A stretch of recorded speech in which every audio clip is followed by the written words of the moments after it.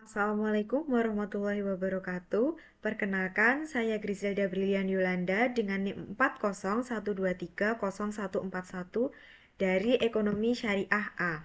Pada kesempatan kali ini, saya akan melakukan uji analisis data moderasi. Analisis data moderasi merupakan proses untuk mengukur apakah dan bagaimana suatu variabel moderasi mempengaruhi hubungan antara variabel independen dan variabel dependen. Sehingga moderasi ini terjadi ketika adanya pengaruh antara dua variabel X ke Y berubah tergantung pada nilai dari variabel ketiga atau moderator. Moderator ini memperkuat, memperlemah, atau mengubah arah hubungan X ke Y. Pada analisis kali ini saya akan menggunakan studi kasus pada pengaruh faktor instruksional dan faktor kontekstual serta faktor strategis terhadap adopsi ekonomi sirkular dengan pengetahuan ekonomi sirkular sebagai variabel moderasi. Di sini ada tiga variabel. Yang pertama, variabel independen. Variabel independen ini terdiri dari faktor instruksional yang dibentuk dari indikator FI1, FI2, FI3, dan FI4. Untuk faktor kontekstualnya dibentuk dari indikator FK1, FK2, FK3, dan FK4. Pada faktor strategisnya dibentuk dari indikator FS1, FS2, FS3, dan FS4. Yang kedua, ada variabel moderasinya, yaitu pengetahuan ekonomi sirkular. Ini dibentuk dari indikator PES1, PES2, PES3, dan PES4. Untuk variabel dependen, ada adopsi ekonomi sirkular. Ini dibentuk dari indikator AKS1, AKS2, dan AKS3. Baik, langsung saja kita ke Smart PLS untuk melakukan ujinya. Kita klik New Project, kita masukkan tugas moderasi. Klik Create Model.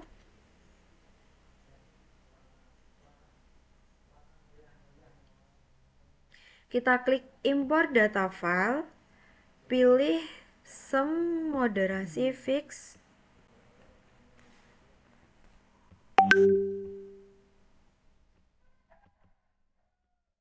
Kemudian klik Import. Di sini diketahui bahwa terdapat 19 indikator dengan 97 sampel. Lalu klik Back. Klik Create Model. Untuk model tipenya ada PLSM dengan nama modelnya moderasi. Klik Save. Kemudian kita gambar variabelnya, klik laten variabel. Di sini ada faktor instruksional. Yang kedua, faktor kontekstual. Yang ketiga, faktor strategis.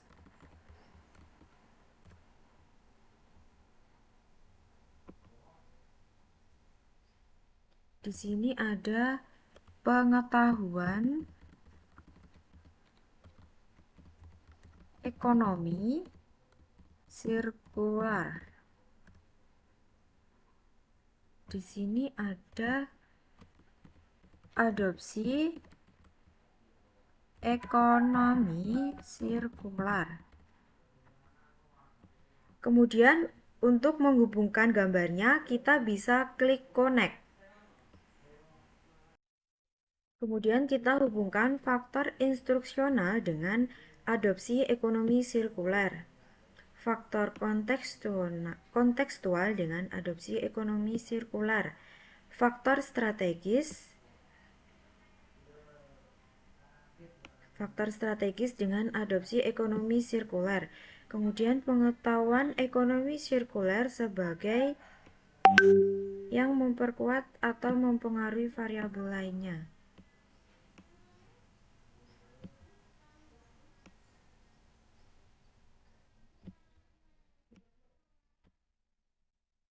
Kita klik select untuk merapikan.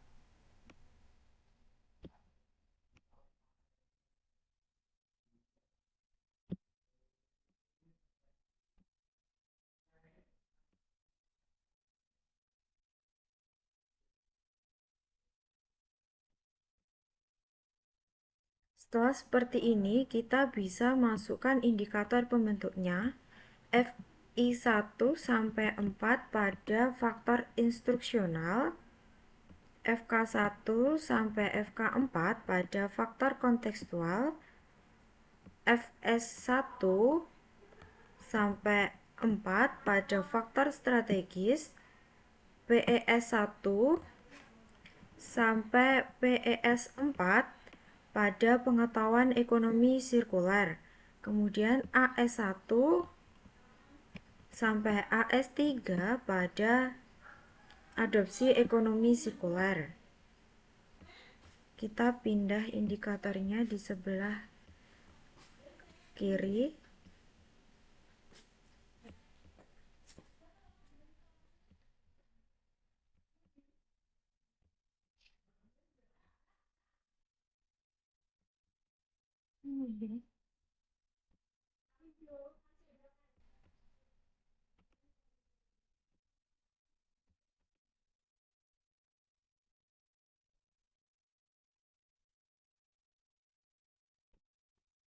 Selanjutnya kita lakukan tahapan analisis datanya. Kita klik calculate, PLS sum algorithm, start calculation. Pada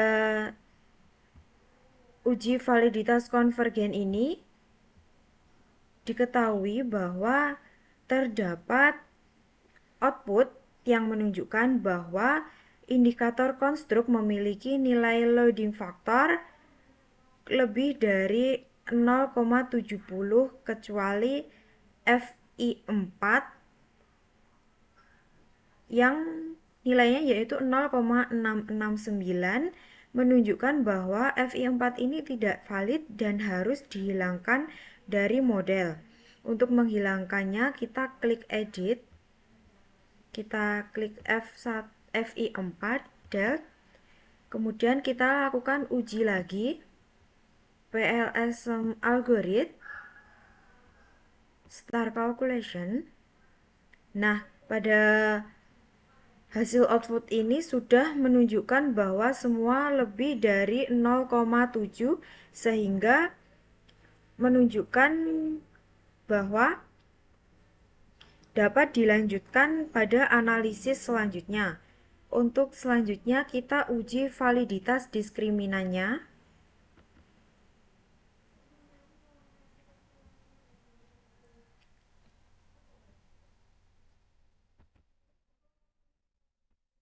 Klik diskriminan validity. Kita lihat pada HTMT matriksnya. Karena ada HTMT matrix yang kurang dari ini, yang nilainya lebih dari 0,9, maka uji diskriminan tidak bisa menggunakan uji HTMT ini. Maka kita gunakan diskriminan validity pada Fornell-Laker. Pada Fornell-Laker ini, nilai pada bagian diagonal adalah nilai akar kuadrat AV.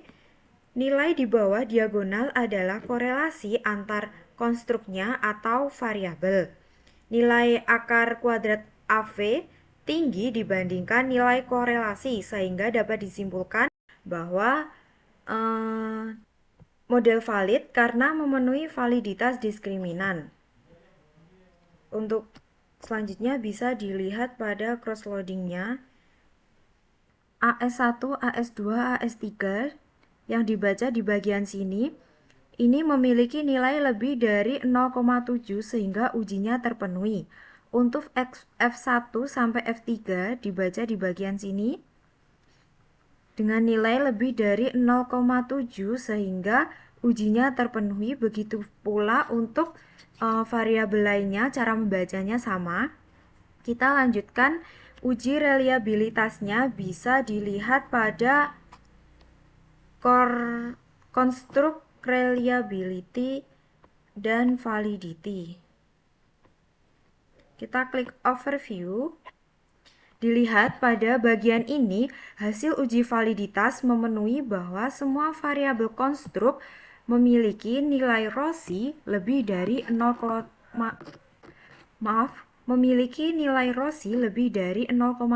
sehingga semua variabel memenuhi kriteria reliabilitas.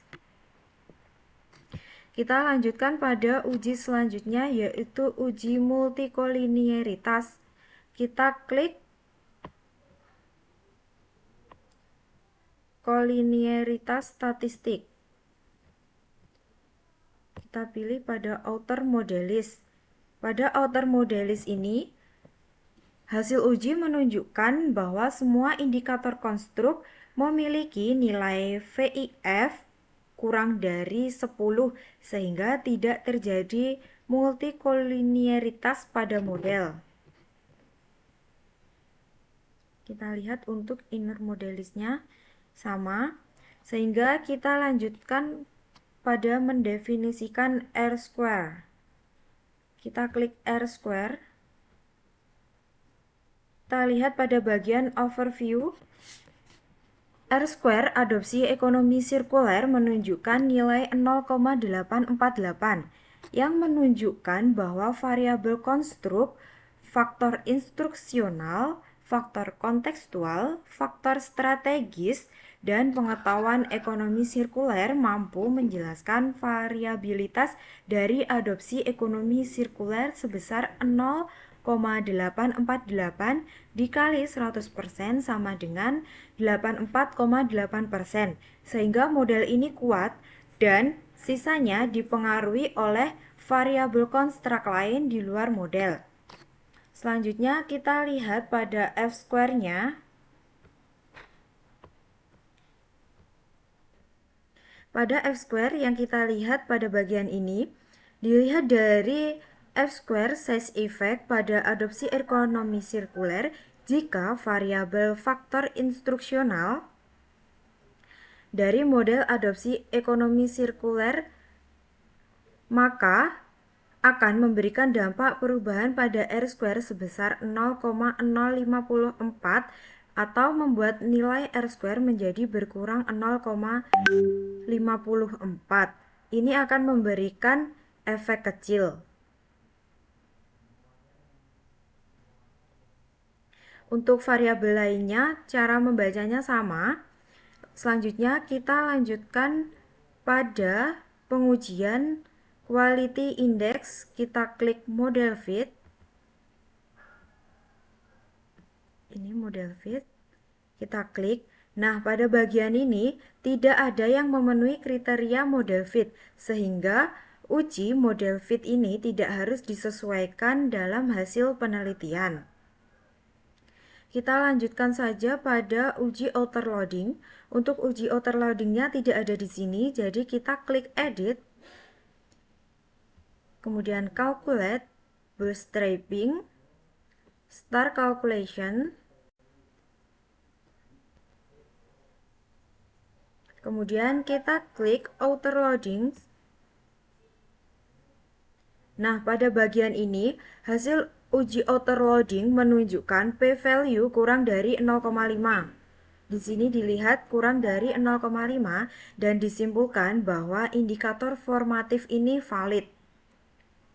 Untuk selanjutnya, kita ke model struktural dan cara mendefinisikannya. Yang pertama ada signifikansi variabel.